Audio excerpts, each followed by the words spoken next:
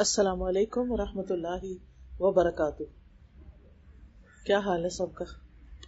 الحمدللہ.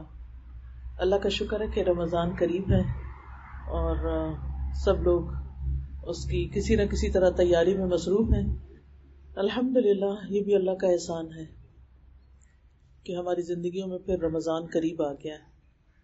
کتنے لوگ ایسے ہیں جو پچھلے سال ہمارے ساتھ تھے لیکن اب نہیں ہیں. تو اللہ سبحانہ تعالیٰ کا اس پر بے حد شکر ہے کہ اس نے ہمیں یہ نعمت عطا کی ہے. تو رمضان سے متعلق آیات کی تھوڑی سی میں وضاحت کروں گی. نحمدہ ونصلی علی رسولہ الکریم، اما بعد فاعوذ باللہ من الشیطان الرجیم، بسم اللہ الرحمن الرحیم. رب اشرح لی صدری ویسر لی امری واحلل عقدۃ من لسانی یفقہوا قولی. یا ایھا الذین آمنوا کتب علیکم الصیام کما کتب علی الذین من قبلکم لعلکم تتقون. اے لوگو جو ایمان لائے ہو، تم پر روزہ رکھنا فرض کیا گیا جس طرح تم سے پہلے لوگوں پر فرض کیا گیا تاکہ تم بچ جاؤ. اللہ سبحانہ تعالی ہمیں ایمان کی نسبت سے مخاطب کر رہے ہیں کہ اے لوگو جو ایمان لائے ہو. الحمدللہ ہم سب اس بات پر بہت خوش ہوتے ہیں کہ ہم مومن ہیں، ہم ایمان والے ہیں، ہم اللہ کو مانتے ہیں، اس کے رسولوں کو مانتے ہیں، اس کی کتابوں کو مانتے ہیں، آخرت کے دن کو مانتے ہیں. ہمیں کسی نے مجبور نہیں کیا، ہم زبردستی کے مسلمان نہیں ہیں بلکہ اپنی خوشی سے ایمان لائے ہیں. ٹھیک ہے ہمارے والدین مسلمان تھے اس لیے ہم مسلمان ہوئے، لیکن جب ہم بڑے ہوئے اور ہم نے یہ دیکھا کہ مسلمان کون ہوتا ہے تو ہمیں اپنے مسلمان ہونے پر کوئی اعتراض نہیں ہوا، بلکہ ہم نے اسے قبول کیا، اس کو چھوڑا نہیں، اس کو شعوری طور پر لیا. تو اللہ سبحانہ وتعالی ہمیں سب سے خوبصورت چیز، ہماری زندگی میں سب سے قیمتی چیز یعنی ایمان کے حوالے سے ہمیں پکار رہے ہیں، اے لوگو جو ایمان لائے ہو. اللہ تعالیٰ چاہتے تو کسی اور نام سے بھی پکار سکتے تھے، لیکن ایمان کی بات کی کیونکہ ایمان کے کچھ تقاضے ہیں. ایمان صرف زبان سے کچھ کہہ دینے کا نام نہیں ہوتا، بلکہ ایمان دل کی تصدیق، زبان سے اقرار اور عمل سے اس چیز کو ثابت کرنا یا اس کی تصدیق کرنا. یعنی دل سے کسی چیز کو ماننا، اس پہ یقین رکھنا، زبان سے اس کا اقرار کرنا اور عمل سے اس کی تصدیق کرنا، یہ ایمان کا خاصہ ہوتا ہے. یعنی ایمان میں دل، زبان اور باقی اعضاء جو ہیں وہ سب شامل ہوتے ہیں، گویا ہماری پوری زندگی کو محیط ہے. تو اے لوگوں جو ایمان لائے ہو، اب تمہیں کرنا کیا ہے، کیا عمل کرنا ہے؟ کتب علیکم الصیام، تم پر روزے فرض کر دیے گئے. تو گویا روزہ ایک فرض عبادت ہے. اللہ سبحانہ تعالیٰ نے ہم پر مختلف طرح کی عبادات فرض کی ہیں. کچھ کا تعلق صرف مال سے ہے جیسے زکوٰۃ ہوتی ہے، کچھ کا تعلق صرف بدن سے ہے جیسے نماز ہے، روزہ ہے، کچھ کا تعلق جسم اور مال دونوں سے ہے جیسے حج ہے. تو ایسا کیوں ہے؟ اللہ تعالیٰ چاہتے تو ایک ہی طرح کی عبادت سب پہ فرض کر دیتے اور بات ختم ہو جاتی، نماز ہی کافی تھی یا نماز روزہ ہی کافی تھا.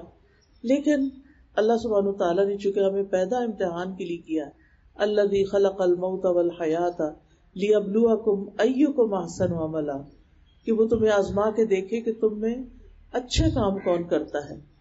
لہذا ہم سب کی آزمائش ہو رہی ہے اور ہم سب اپنی اپنی عادات اور مزاج، پسند ناپسند میں ایک دوسرے سے مختلف بھی ہیں. کسی کے نزدیک روزہ رکھنا کچھ مشکل کام نہیں، لیکن اس کے نزدیک مال خرچ کرنا بڑا مشکل ہے. زکوٰۃ دیتے ہوئے بھی بار بار سوال جواب کرتے ہیں کہ شاید بچ ہی جائیں. کسی کے نزدیک نماز پڑھنا بہت آسان ہے، لیکن دوسری طرف روزہ رکھنا اس کے لیے مشکل کام ہے. تو اللہ سبحانہ تعالیٰ نے مختلف طرح کی عبادتیں مقرر کی ہیں تاکہ ہر ایک کا امتحان لیا جائے کہ انسان کرتا کیا ہے. کون ہے جو اللہ کی پکار پہ لبیک کہتا ہے، اپنے مال کو بھی اللہ کے راستے میں خرچ کرتا ہے، جسمانی مشقت بھی کرتا ہے، نماز بھی پڑھتا ہے، روزہ بھی رکھتا ہے، حج کے لیے بھی جاتا ہے، تو روزہ ایک فرض عبادت ہے جس کا تعلق ہمارے جسم سے ہے، وہ جسم کی زکوٰۃ ہے۔ پھر اسی طرح آپ دیکھیں کہ عبادات میں کچھ کام کرنے کے ہوتے ہیں اور کچھ چیزیں چھوڑنے کی ہوتی ہیں. جیسے نماز میں ہمیں قیام کرنا ہوتا ہے، رکوع کرنا ہوتا ہے، سجدہ کرنا ہوتا ہے، اتحیات میں ہم بیٹھتے ہیں، تو یہ سارے کرنے والی چیزیں ہیں. اسی طرح زکوٰۃ کو کیلکولیٹ کر کے مال کو تقسیم کرنا ہوتا ہے. پھر اسی طرح حج میں بھی کئی مناسک ہیں، طواف کرنا ہوتا ہے، سعی کرنی ہوتی ہے اور رمی کرنی ہوتی ہے. لیکن روزہ ایک ایسی عبادت ہے جس میں کرنے کی بجائے کچھ چیزوں کو چھوڑنے کا حکم دیا گیا ہے، کیونکہ دین مکمل ہی اس وقت ہوتا ہے جب اللہ تعالیٰ کی اطاعت کے کام کیے بھی جائیں اور جن چیزوں سے اللہ تعالیٰ نے روکا ہے ان سے رکا بھی جائے، تب عبادت مکمل ہوتی ہے. کیونکہ اگر کوئی شخص صرف کرنے کے کام کر رہا ہے اور جن چیزوں سے اللہ تعالیٰ نے منع کیا ہے ان سے منع نہیں ہو رہا، تو وہ اللہ تعالیٰ کا فرما بردار بندہ نہیں ہے. آدھے آدھے کام کرنا درست نہیں ہے. اللہ تعالیٰ فرماتے ہیں یا ایھا الذین آمنوا ادخلوا فی السلم کافہ، اے لوگو جو ایمان لائے ہو دین میں پورے کے پورے داخل ہو جاؤ. یعنی تمہاری نماز بھی درست ہو، تمہارے معاملات بھی اچھے ہوں، وہ بھی ٹھیک ہو، لین دین بھی صحیح ہو، اخلاق بھی اچھا ہو، اور تمہارا ایمان اور یقین اور توکل بھی بہت اچھا ہو. اللہ تعالیٰ ہمیں ظاہر اور باطن دونوں کے لحاظ سے اچھا دیکھنا چاہتا ہے. لیکن بعض لوگ نفل نماز بھی پڑھ لیتے ہیں، نفلی روزہ بھی رکھ لیتے ہیں، لیکن غیبت کرنا نہیں چھوڑتے. دوسرے کی برائی کرنا، دوسرے پہ تنقید کرنا، دوسرے کو تانا دینا. بعض لوگوں کو تو میں نے نوٹ کیا ہے کہ وہ کسی سے بھی بات کرتے ہوئے تانا دیے بغیر نہیں چپتے، یعنی دوسرے کو برائی فیل کروا کے نکلیں گے. یعنی کوئی نہ کوئی ان کو چاہے ہنستے ہنستے، چاہے مذاق میں، چاہے سیریسلی، چاہے گلے شکوے کے طور پر، اور کچھ نہیں تو اگر کسی سے ملے تو کہا بہت دنوں بعد ملے ہو. اگر کوئی ملنے آ گئے تو اچھا تمہیں فرصت مل گئی ملاقات کی، تمہیں یاد آ گئے ہم. یعنی کوئی نہ کوئی ایسی چبھتی بات کر دینا کہ جس سے دوسرے کا دل دکھ جائے. یعنی کچھ لوگ صرف اذیت دینے کے لیے ہوتے ہیں. تو مجھے کبھی سمجھ نہیں آتی کہ شاید انہیں خود پتہ ہی نہیں چلتا کہ یہ کیا کر رہے ہیں، لیکن دوسری طرف تہجد بھی پڑھ رہے ہوں گے، نمازیں بھی پڑھ رہے ہوں گے. تو ایک طرف آپ اتنے اچھے اچھے کام کر رہے ہو، لیکن دوسری طرف جس چیز سے اللہ نے روکا ہے آپ کو، لا تجسسوا، آپ تجسس کر رہے ہو. لا یغتب بعضکم بعضا، تم میں سے کوئی کسی کی غیبت نہ کرے، آپ غیبت کر رہے ہو. لا تنابزوا بالالقاب، کسی کے برے برے نام نہ رکھے جائیں.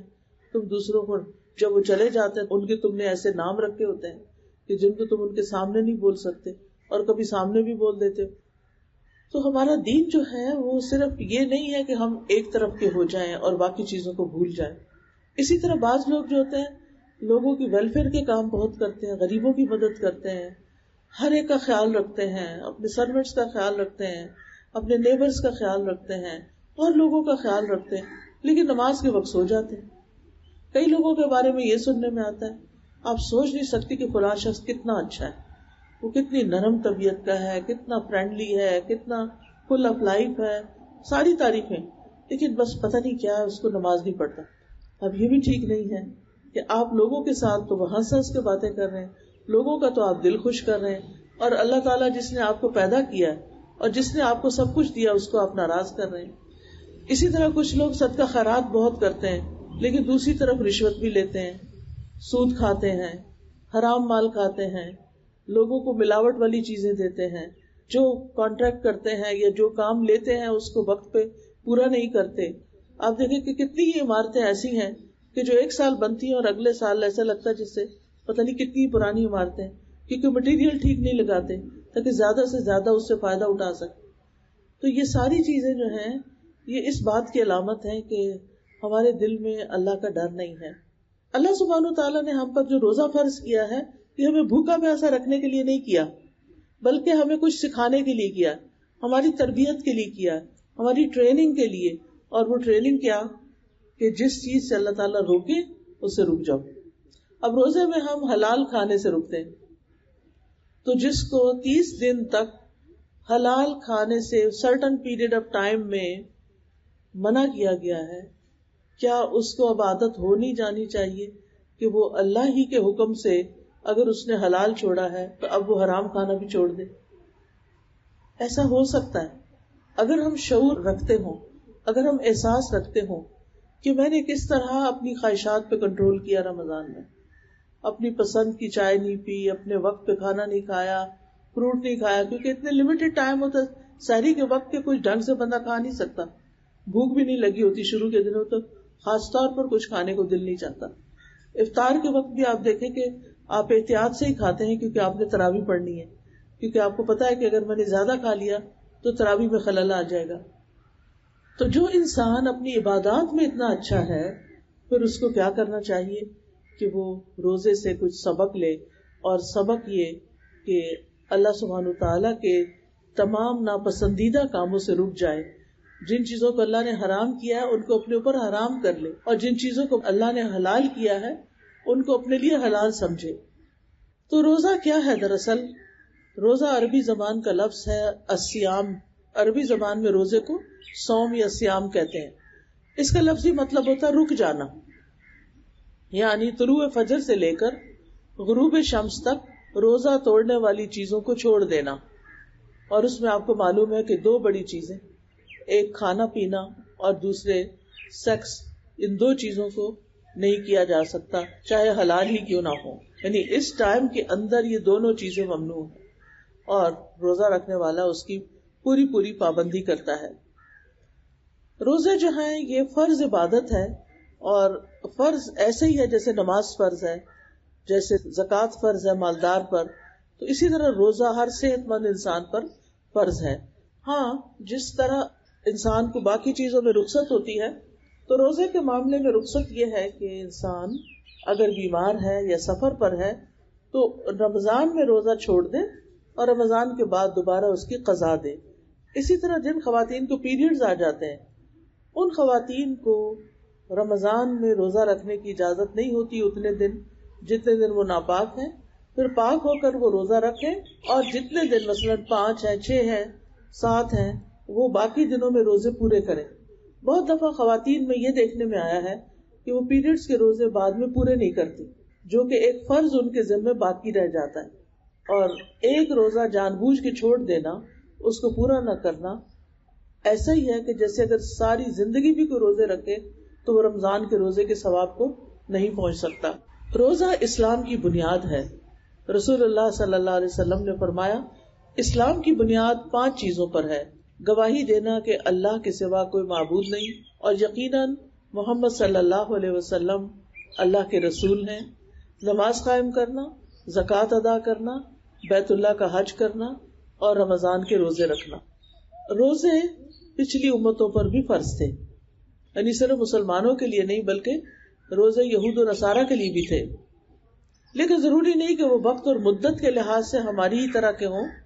حضرت یحییٰ علیہ السلام کے بارے میں حدیث میں آتا ہے کہ انہوں نے بنی اسرائیل کو جمع کیا اور خود پھر ایک ٹیلے میں بیٹھ گیا، اور اللہ تعالیٰ کی حمد و ثنا بیان کرنے کے بعد فرمایا کہ اللہ نے مجھے 5 باتوں کے بارے میں حکم دیا ہے کہ میں خود بھی ان پر عمل کروں اور تمہیں بھی ان پر عمل کرنے کا حکم دوں.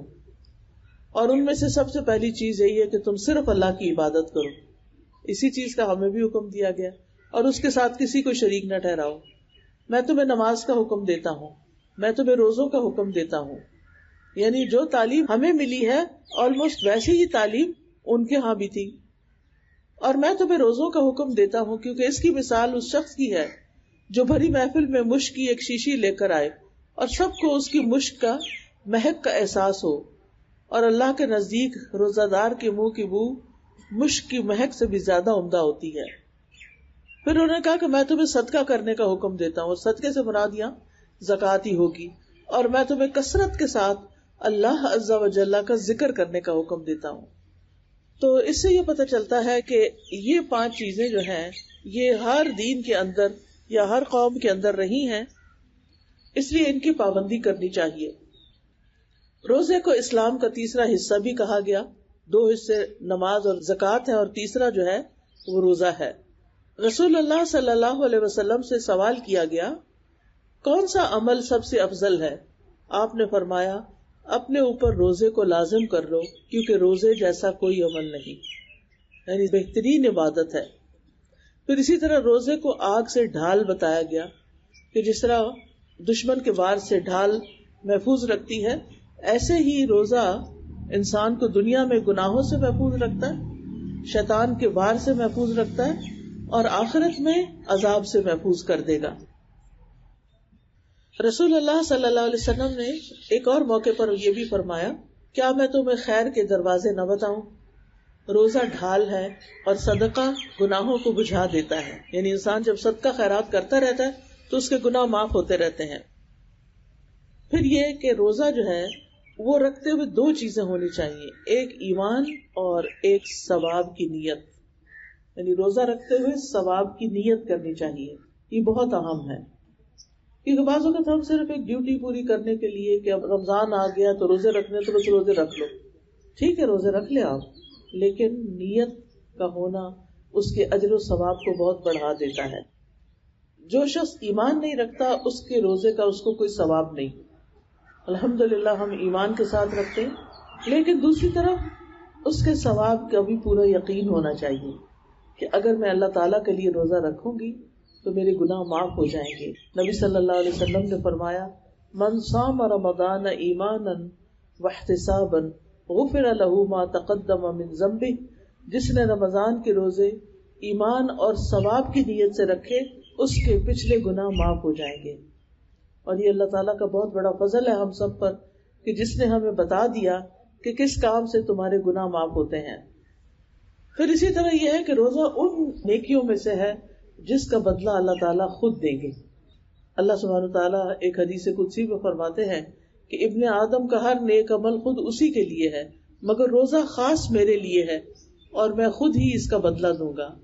اس ذات کی قسم جس کے ہاتھ میں محمد صلی اللہ علیہ وسلم کی جان ہے، روزہ دار کے منہ کی بو اللہ کے نزدیک مشک کی خوشبو سے بھی زیادہ بہتر ہے۔ روزے دار کے لیے 2 خوشیاں ہیں جن سے وہ خوش ہوتا ہے، ایک تو جب وہ افطار کرتا ہے تو خوش ہوتا ہے، اور دوسرے جب وہ اپنے رب سے ملاقات کرے گا، یعنی قیامت کے دن ہر ایک کو اللہ سبحانہ تعالیٰ سے ملنا ہے تو وہ اپنے روزے کا ثواب پا کر خوش ہوگا، یعنی اللہ تعالیٰ اس سے خوش ہوں گے تو وہ اللہ تعالیٰ سے خوش ہو جائے گا۔ اسی طرح ایک حدیث کا مطلب ہے کہ بے شک اللہ تعالیٰ بندے کو روزے کے علاوہ بھی جو اس کے اعمال ہیں ان کا بدلہ دیتا ہے۔ اللہ تعالیٰ فرشتوں کو حکم دیتا ہے تو فرشتے بندوں کا حساب کرتے ہیں کہ ایک نیکی 10 گنا تک، یعنی بڑھا دیتے ہیں، اور کبھی اللہ عمل کا بدلہ اس سے بھی بڑھا چڑھا کر دیتا ہے، یعنی کام کرنے کا سٹائل ایسا ہوتا ہے، طریقہ ایسا ہوتا ہے، اور اس کو اس طرح فلفلمنٹ اس کی ہوتی ہے کہ اللہ سبحانہ تعالیٰ اس کا بدلہ اور بھی کئی گنا بڑھا دیتے ہیں اور اس سے 700 گنا تک کر دیتے ہیں، اور اس سے بھی زیادہ جو وہ ڈیزرو کرتا ہے۔ لیکن جہاں تک روزے کا تعلق ہے تو اللہ سبحانہ تعالیٰ اس کا اجر بغیر حساب کے عطا کرتے، بغیر حساب کے۔ انما یوفی الصابرون اجرہم بغیر حساب، کیونکہ روزے کا تعلق صبر کے ساتھ ہے، برداشت کے ساتھ ہے، رک جانے کے ساتھ ہے، نیکیوں میں آگے بڑھنے کے ساتھ ہے۔ تو اللہ سبحانہ تعالیٰ نے صبر کرنے والوں کا اجر بے حساب رکھا ہے، اور یہ صبر کب ہوتا ہے؟ جب انسان روزہ رکھتا ہے، جب اپنی خواہشات کو کنٹرول کرتا ہے۔ پھر اسی طرح روزہ اللہ اور بندے کے درمیان ایک راز بھی ہے، کیونکہ اللہ سبحانہ تعالیٰ کے سوا کسی کو نہیں پتا چلتا کہ واقعی کون روزے سے ہے۔ کوئی کسی کے چہرے سے اندازہ ہی لگا سکتا ہے لیکن یقینی طور پر کچھ بھی نہیں کہہ سکتا۔ پھر اسی طرح یہ ہے کہ اگر کوئی روزے کی حالت میں فوت ہو جائے تو اس کے لیے جنت ہے، یعنی جو روزہ رکھ کے فوت ہو گیا اس کا اختتام جنت میں ہوگا، وہ جنت میں داخل ہوگا۔ اسی طرح قبر میں بھی روزہ انسان کو پروٹیکٹ کرتا ہے۔ قیامت کے دن سفارشی بن کے آئے گا اور اللہ تعالیٰ سے فریاد کرے گا کہ روزے کے معاملے میں میری شفاعت قبول کر لی جائے، کیونکہ روزہ کچھ لوگوں کے لیے واقعی بہت مشکل عبادت بھی ہوتی ہے، اور اللہ سبحانہ وتعالیٰ اس کی سفارش قبول کر لیں گے. پھر اسی طرح یہ جنت میں لے جانے والا کام ہے، اور روزے دار کے لیے ایک مخصوص دروازہ بھی ہوگا جسے باب الریان کہا جاتا ہے. یہ جہنم کی آگ سے 70 برس دور کرنے والی چیز ہے. یعنی روزہ اتنی بہترین چیز ہے کہ جو بھی بندہ اللہ کے راستے میں ایک دن کا روزہ رکھتا ہے، اللہ تعالیٰ اس دن کی وجہ سے اس کے چہرے کو 70 سال کی مسافت تک آگ سے دور کر دے گا. یعنی اتنا زیادہ اس کا اجر و ثواب ہے. پھر ایک اور روایت میں آتا ہے نبی صلی اللہ علیہ وسلم نے فرمایا جس نے اللہ کی راہ میں ایک دن کا روزہ رکھا تو اللہ اس کے اور آگ کے درمیان ایسی خندق بنا دیتا ہے جتنا کہ زمین اور آسمان کے درمیان فاصلہ ہے.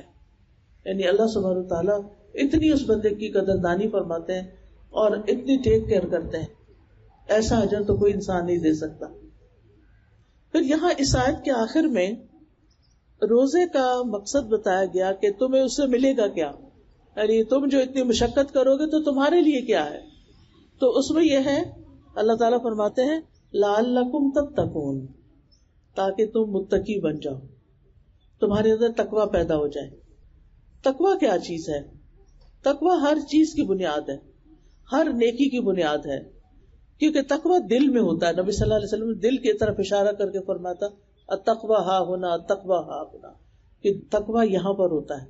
جب انسان کے دل کے اندر تقوی ہوتا ہے تو پھر وہ ہر چیز کے بارے میں بڑا محتاط رویہ اختیار کرتا ہے. کسی کے بارے میں اوپینین دینا ہو، کسی کے بارے میں کوئی کمنٹ دینا ہو، کوئی بات کرنی ہو تو بہت احتیاط سے بات کرتا ہے، اور اگر دیکھے کہ اس کی بات کرنے سے دوسرے کا بہت بڑا نقصان ہو سکتا ہے تو اس بات کو کسی طرح اوائڈ بھی کر سکتا ہے، اس سے نکل بھی سکتا ہے. پھر تقویٰ جو ہے یہ اعمال کو مزین کرتا ہے، خوبصورت بنا دیتا ہے، اور جتنا زیادہ تقویٰ ہو کسی کے اندر اتنا ہی زیادہ اس کے درجات بلند ہو جائیں گے.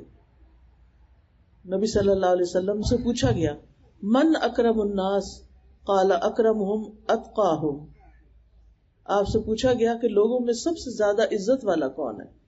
کیونکہ بعض اوقات ہم کہیں جاتے ہیں، وہاں مثلا کرسیاں ختم ہو جاتی ہیں، بیٹھنے کی کوئی کرسی نہیں، اب نیچے ہم بیٹھنا نہیں چاہتے، پھر کھڑے رہتے ہیں، آخر کسی کو رحم آتا ہے، کوئی ہماری مدد کر دیتا ہے. لیکن ہو سکتا ہے کہ ان کے دل میں کوئی بھی ایسا خیال نہ ہو. عزت تو وہی کرتا ہے نا جو آپ کو جانتا ہوتا ہے کہ آپ اصل میں کیا ہیں. آپ کے کپڑوں کی عزت نہیں ہوتی، آپ کے اسٹائل کی عزت نہیں ہوتی، آپ کی عزت ہوتی. تو پوچھا گیا من اکرم الناس، لوگوں میں سے سب سے زیادہ عزت والا کون ہے؟ قال اکرمہم اتقاہم، فرمایا ان میں سب سے زیادہ عزت والا وہ ہے جو ان میں سب سے زیادہ تقوی رکھتا ہو. تو اس سے ہی پتہ چلتا ہے کہ تقوی ہماری زندگی میں بہت ہی امپورٹنٹ چیز ہے. تقوی کا مطلب ہوتا ہے بچنا. روزہ رکھ کے تقوی کیسے پیدا ہوتا ہے؟ اس کے بارے میں یہ آتا ہے کہ روزے میں انسان اپنی من پسند چیزوں کو چھوڑ دیتا ہے تاکہ مجھے اللہ تعالیٰ سے ثواب ملے، اللہ تعالیٰ مجھ سے راضی ہو جائے. تو جب یہی چیز انسان بار بار پریکٹس کرتا رہتا ہے تو پھر ایک وقت آتا ہے کہ انسان ہر اس چیز کو چھوڑنے لگتا ہے جو اللہ تعالیٰ کی ناراضگی کا سبب بنتی ہے. تو تقوی بچنے کا نام ہے. جو دنیا میں گناہوں سے بچ جائے گا وہ آخرت میں اللہ کے عذاب سے بچ جائے گا. تو روزہ رکھنے سے انسان کے اندر ایک اسٹرینتھ پیدا ہوتی ہے، ایک قوت آتی ہے، ایمان کی قوت بڑھ جاتی ہے، کیونکہ ایمان عمل کرنے سے زیادہ ہوتا ہے، گناہ کرنے سے گھٹ جاتا ہے. جب انسان گناہ کے کام کرتا ہے تو ایمان کمزور ہو جاتا ہے. جب کمزور ایمان ہوتا ہے تو عمل کرنے کو دل نہیں چاہتا. لیکن اگر انسان اپنے نفس پہ قابو کر کے عمل کر جاتا ہے تو پھر کیا ہوتا ہے؟ انسان کا ایمان اور بڑھ جاتا ہے، اور اس طرح انسان تقوی حاصل کر لیتا ہے. اور تقوی جب حاصل ہو جاتا ہے تو انسان کو ہر وقت اللہ کی نگرانی کا احساس ہوتا ہے کہ میرا رب مجھے دیکھ رہا ہے، میرے رب کو سب کچھ پتا ہے. اور جب یہ احساس پیدا ہوتا ہے تو پھر روزے کی حالت میں گناہ کم ہوتے ہیں، یعنی انسان گناہوں سے بچتا ہے، نیکیوں کا غلبہ ہوتا ہے. تو روزے کی حالت میں انسان کے اندر شکر کا جذبہ بھی پیدا ہوتا ہے، اور شکر کس طرح کہ جب سارے دن کی پیاس سے شام کے وقت پانی پیتے ہیں تو ہمارے دل کے اندر ایک شکر آ جاتا ہے کہ الحمدللہ کہ اللہ نے ہمیں پانی جیسی نعمت دے رکھی. ورنہ روز پانی پیتے رہتے ہیں تو یاد کر کے الحمدللہ کہنا پڑتا ہے, کیونکہ آسانی سے اور آرام سے انسان پیتا چلا جاتا ہے. پھر اسی طرح یہ ہے کہ روزے کی حالت میں انسان کو اپنے نفس کو کنٹرول کرنا بھی آسان ہو جاتا ہے اور شیطان کی طاقت بھی کمزور ہوتی ہے. حدیث میں آتا ہے کہ شیطان انسان کے جسم میں بلڈ کی طرح گھومتا پھرتا ہے, تو جب انسان پانی نہیں پیتا تو سرکولیشن بھی سلو ہو جاتی ہے اور پھر شیطان کی ایکٹیویٹی بھی ختم ہو جاتی ہے. اور ویسے بھی رمضان میں تو شیطان ویسے ہی بند کر دیا جاتا ہے. روزے سے جسمانی صحت بھی اچھی ہو جاتی ہے اور اسی طرح روزے سے فقراء اور مساکین کی بھوک کا احساس بھی پیدا ہوتا ہے کہ اور لوگ بھی غریب ہیں, ان کو کھانے کو نہیں ملتا, ہم اپنی نعمتیں ان کے ساتھ شیئر کریں. پھر یہ ہے کہ شیطان کی گندگی یعنی کینہ بھی دور ہوتا ہے. یعنی روزے سے صرف جسمانی بیماریاں ہی دور نہیں ہوتی, روزے سے روحانی بیماریاں بھی دور ہوتی ہیں. انسان کے دل کے اندر ایک سکون بھی آتا ہے, انسان کو غور و فکر کا موقع ملتا ہے. اور ویسے بھی آپ دیکھیں کہ انسان اچھی طرح ڈیٹاکس ہو جاتا ہے, یعنی فزیکلی بھی. جب انسان کے معدے کو, انٹسٹائن کو دن کے 10-12 گھنٹے فرصت مل جاتی, کچھ کھانے کو نہیں ملتا, تو ان کی اوور آلنگ بھی ہو جاتی ہے. پھر یہ ہے کہ یہ چند تھوڑے سے دن ہوتے ہیں, سال کے 11 مہینے چھٹی ہے اور 1 مہینے کی پابندی ہے, صرف 1 مہینے کی. تو ایام معدودات, اور اس میں بھی جو بیمار ہو یا سفر پر ہو تو اس کو حکم ہے کہ وہ دوسرے دنوں سے گنتی کو پوری کرے. اس لیے کہا جاتا ہے کہ کم شدت والی بیماری میں روزہ نہیں چھوڑنا چاہیے. اور اسی طرح ایسا سفر کہ جو یہاں سے راولپنڈی تک کا ہو یا گجر خان تک کا ہو یا تھوڑا بہت دور ہو تو اس میں بھی روزہ نہیں چھوڑنا چاہیے. صحابہ کے بارے میں آتا ہے کہ وہ رمضان کے روزے سفر میں بھی رکھ لیا کرتے تھے. یعنی جو رکھ سکتا ہے وہ رکھ لے, اور جس کے لیے سفر مشکل ہو تو پھر چھوڑ بھی سکتا ہے. لیکن یہ ہے کہ پھر روزوں کی قضا بڑی بھاری ہو جاتی ہے, کیونکہ جب سب مل کے روزہ رکھتے ہیں تو آسانی ہوتی ہے. پھر اسی طرح وہ لوگ جو بوڑھے ہو چکے ہوں اور دوبارہ روزہ نہ رکھ سکتے ہوں, اور اسی طرح دودھ پلانے والی عورتیں, تو یہ لوگ فدیہ بھی دے سکتے ہیں. دودھ پلانے والی عورت کے بارے میں تو یہ ہے کہ وہ بعد میں روزے پورے کر لے, پہلے فدیہ دے دے بس. لیکن یہ ہے کہ جو عمر رسیدہ لوگ ہیں, جن کی صحت کی کوئی توقع نہیں, قضا وہ رکھ نہیں سکتے, بس وہ پھر فدیہ دے کر اپنے روزے کا کفارہ کر دیں. اور روزے کا فدیہ کیا ہے؟ 1 مسکین کا کھانا جو آپ خود کھاتے ہیں. یعنی شام کو آپ نے پکایا ڈنر, تو اس میں سے 1 پلیٹ جو ڈنر ہے جتنی آپ خود کھاتے ہیں وہ کسی غریب مسکین کو بھی کھلا سکتے ہیں. اور اس کے لیے وقت مقرر نہیں, ضروری نہیں کہ آپ رات کا کھانا ہی دیں, دوپہر کا دیں, ناشتہ دیں, جو بھی دیں جو آپ خود کھاتے ہوں. پھر ایک خاص بات جو ان آیات میں کی گئی وہ ہے شہر رمضان الذی انزل فیہ القرآن. رمضان وہ مہینہ ہے جس میں قرآن نازل کیا گیا ہے. ھدی للناس وبینات من الھدی والفرقان, یہ لوگوں کے لیے ہدایت کا باعث ہے اور ہدایت اور حق و باطل میں فرق کرنے کی نشانیاں ہیں اس مہینے میں. تو ہمیں رمضان میں قرآن جیسی نعمت پر شکر ادا کرنا چاہیے. وَلَعَلَّكُمْ تَشْكُرُونَ, یعنی اللہ تعالیٰ نے اس مہینے میں روزوں کا حکم دیا تاکہ قرآن جیسی نعمت کا شکر ادا کریں جو انسانوں کی ہدایت کے لیے آئی ہے. یہ ایسی نعمت ہے جس کے برابر کوئی نعمت نہیں. اللہ تعالیٰ نے اس کو واضح عربی زبان میں نازل کیا ہے اور قیامت تک کے لیے باقی رکھا ہے. اس سے واقعات بیان کیے جاتے رہیں گے, لوگ اس سے احکام لیتے رہیں گے, عبرتیں واضح طور پر دیکھتے رہیں گے. لیکن اینڈ آف دا ڈے ہم سب یہ بھی ضرور دیکھیں کہ اللہ تعالیٰ کی اس کتاب سے ہدایت لیتے ہوئے کہیں ہم ایک دوسرے کو ہی تو نہیں رد کر رہے ہوتے یا ریجیکٹ کر رہے ہوتے یا ڈسکریج کر رہے ہوتے. تو اس لیے بہت ضروری ہے کہ ہم سب اس چیز کا لحاظ رکھیں اور رمضان کے مہینے کو قرآن کے لیے خاص کر لیں, کیونکہ قرآن جو ہے وہ ہدایت کی کتاب ہے, نصیحت کی کتاب ہے اور بے پناہ خیر لانے والی کتاب ہے. تو ہمیں اپنا اسکیڈول بنانا چاہیے کہ ہم کس وقت تلاوت کریں گے. عبداللہ بن مسعود کہتے ہیں جو 1 مہینے میں قرآن ختم نہ کرے وہ ایسا ہی ہے جیسے اس نے قرآن چھوڑ رکھا ہے. پیغمبر کہیں گے نا قیامت کے دن وقال الرسول یا رب ان قوم اتخذوا هذا القرآن مہجورا، رسول کہیں گے کہ اے میرے رب میری اس قوم نے قرآن کو چھوڑ رکھا تھا، یعنی پڑھتے ہی نہیں تھے، اٹھاتے ہی نہیں تھے، کھولتے ہی نہیں تھے. تو کچھ لوگ بس اس طرح کی باتیں کرتے ہیں. کیا یہ پاسبل نہیں کہ 1 سال پڑھے اور 1 سال ہمیں آف دے دیا جائے، کبھی روزے رکھیں اور کبھی نہ رکھیں؟ یعنی ہم کس کے ساتھ یہ مذاق کرتے ہیں؟ جس کے لیے رکھ رہے ہیں اور جو خود اس کی جزا دے گا وہ ان ساری چیزوں سے بہت بڑا ہے. پھر آپ دیکھیے کہ رمضان کے مہینے میں قرآن پڑھنے سے جو انسان کا دل نرم ہوتا ہے تو صدقہ خیرات کرنے کو بھی دل چاہتا ہے. حدیث میں آتا ہے کہ نبی صلی اللہ علیہ وسلم کے پاس جبریل علیہ السلام رمضان کے مہینے میں ہر روز قرآن کا مذاکرہ کرنے آتے تھے، یعنی آپ سے سنتے تھے اور خود بھی پڑھتے تھے. مطلب کہ کیا کیفیت ہوگی اس قرآن کے پڑھنے کی کہ پیغمبر پڑھ رہے ہیں اور جبریل سن رہے ہوں، یا جبریل پڑھ رہے ہیں اور پیغمبر سن رہے ہوں علیہ السلام. تو یہ کوئی معمولی چیز نہیں ہے، بہت بڑی بات ہے. اور ویسے بھی جس جگہ پر قرآن پڑھا جاتا ہے فرشتے حاضر ہوتے ہیں. اب ہمیں کیا کرنا چاہیے کہ اس رمضان میں کم از کم ایک قرآن تو ضرور پورا کریں، اور وہ اسی صورت میں ہو سکتا ہے جب ہر روز ایک سپارہ پڑھیں، اور پیریڈز والے سپارے آدھے آدھے کر کے کچھ پہلے کچھ بعد میں بانٹ لیں حسب ضرورت. اور جن کو پیریڈز ختم ہو چکے ہیں وہ تو اور بھی زیادہ اپنے آگے کی ہم سب تیاری کریں تاکہ کوئی فرض رہ نہ جائے. یہ صدقہ خیرات اور جو رمضان کے روزے ہیں یہ انسان کے لیے بہت بڑی نعمت ہے، اور اس سے انسان کو جیسے مال جاتا ہے تو ایک تکلیف ہوتی ہے انسان کو، اور اسی طرح جب روزہ رکھتا ہے تو تکلیف ہوتی ہے.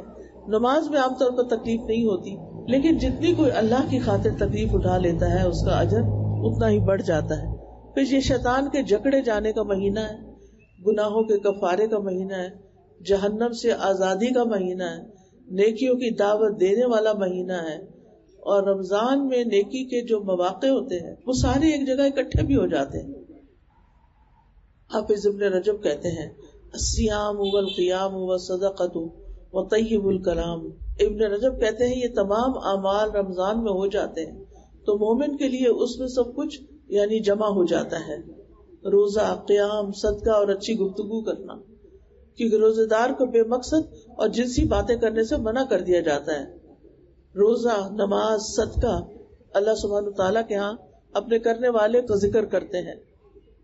بعض سلف صالحین کہتے ہیں نماز نمازی کو آدھے راستے تک پہنچا دیتی ہے، روزہ بادشاہ کے دروازے تک پہنچا دیتا ہے، اور صدقہ اس کو پکڑ کے بادشاہ کے پاس داخل کر دیتا ہے. یعنی ان چیزوں کی مثال ایسے ہی ہے. چونکہ رمضان میں قرآن نازل کیا گیا اس لیے تلاوت کے علاوہ آپ اس میں دورہ قرآن ترجمے کے ساتھ بھی ضرور کریں، اور اللہ سے جڑنے کا اور قرب پانے کا اور ایمان بڑھانے کا اور دنیا اور آخرت کی خیر بڑھانے کا یہ بہترین ذریعہ ہے.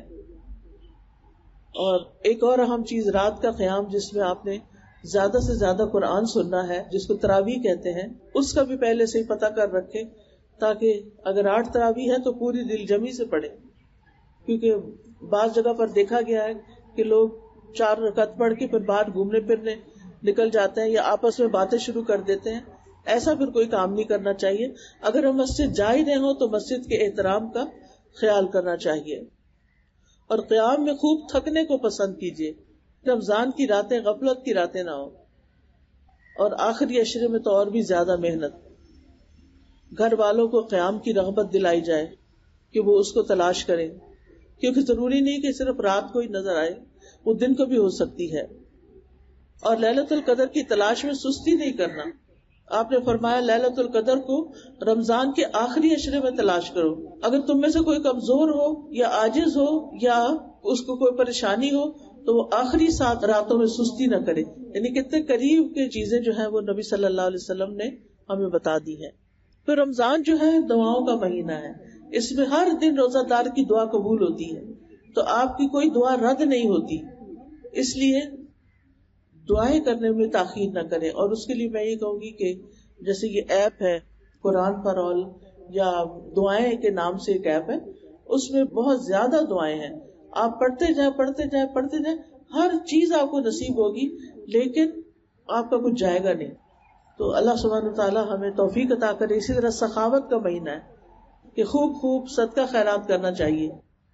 روزے دار کا روزہ افطار کرانا اور پھر دن رات خرچ کرنا. الذین ينفقون اموالهم سرا وعلانیۃ فلہم اجرہم عند ربہم ولا خوف علیہم ولا هم يحزنون. وہ لوگ جو اپنے مال رات اور دن چھپے اور کھلے خرچ کرتے ہیں، ان کے لیے ان کا اجر ان کے رب کے پاس ہے، اور ان پر نہ کوئی خوف ہوگا نہ ہی وہ غمگین ہوگے. کیونکہ صدقہ کرنے سے مال کم نہیں ہوتا، اور اگر انسان صدقہ روک دیتا ہے تو پھر یعنی کہ آپ سوچیں کہ نقصان ہو سکتا ہے. تو اس لیے انسان کو تھوڑا تھوڑا ہر روز خرچ کرتے جانا چاہیے. اور پھر یہ ہے کہ آگ سے بچاؤ کا ذریعہ بھی ہے. سخاوت میں مال کے علاوہ نفس کی سخاوت، عہدے کی سخاوت، راحت و آرام کی سخاوت، علم اور عمل کی سخاوت، منصب کی سخاوت، بدن کی سخاوت، عزت کی سخاوت، صبر کی سخاوت، حسن اخلاق کی سخاوت اور مال کی سخاوت جو ہے وہ بہت ضروری ہے، اور یہ انسان کے درجات کو بلند کرتی ہے. رمضان صبر کا مہینہ بھی ہے، اس لیے ہمیں اپنے غصے کو دبانا ہے، روزے کی حالت میں شور ہنگامہ نہیں کرنا. پھر اسی طرح رمضان کے آنے سے خوش ہوں اور ایمان کے ساتھ اس کا استقبال کریں. رمضان سے پہلے اگر ایمان میں کمی ہو تو رمضان میں نیک عمل کرنے کی طاقت نہیں ہوتی، اور عمل اچھے کرنے کے لیے ایمان اچھا ہونا چاہیے. جتنا جتنا آپ کا ایمان اسٹرانگ ہوگا اتنی اتنی آپ کی عزت بڑھتی چلی جائے گی، اور اللہ تعالیٰ کے ہاں بھی درجہ بلند ہوگا. اور کثرت سے استغفار، کیونکہ جو استغفار ہے بہت ہی فائدے کی چیز ہے، انسان کو گناہوں سے پاک کرتی. کمزور ہے تو طاقتور بن جاتا ہے، بیمار ہے تو شفا یاب ہو جاتا ہے، مصیبت میں مبتلا ہے تو خلاصی پا لیتا ہے، حیران و سرگرداں ہے تو ہدایت پا جاتا ہے، بے چین ہے تو قرار نصیب ہو جاتا ہے. اس لیے استغفار کو لازم کر لیں. اور پھر یہ ہے کہ اپنے فرائض اور نمازیں وقت پر پڑھیں، تراویح کا خاص اہتمام کریں، اور باقی اپنے عزیزوں، رشتہ داروں، دوستوں کا بھی خیال رکھیں. قیام اللیل جو ہے رات کی نماز کو کہتے ہیں. جیسے دن کے نفل ہوتے ہیں چاشت، اشراق وغیرہ، ایسے رات کی نماز قیام اللیل کہلاتی. اگر رات کے اول حصے میں آپ کریں تو تراویح ہوتی ہے، اگر رات کے آخری حصے میں کریں تو تہجد ہوتے ہیں، درمیان میں رات میں کسی بھی وقت کریں تو اس کو قیام اللیل کہتے ہیں. وآخر دعوانا ان الحمد للہ رب العالمین. سبحانک اللہم وبحمدک، اشہد ان لا الہ الا انت، استغفرک واتوب الیک. السلام علیکم ورحمۃ اللہ وبرکاتہ.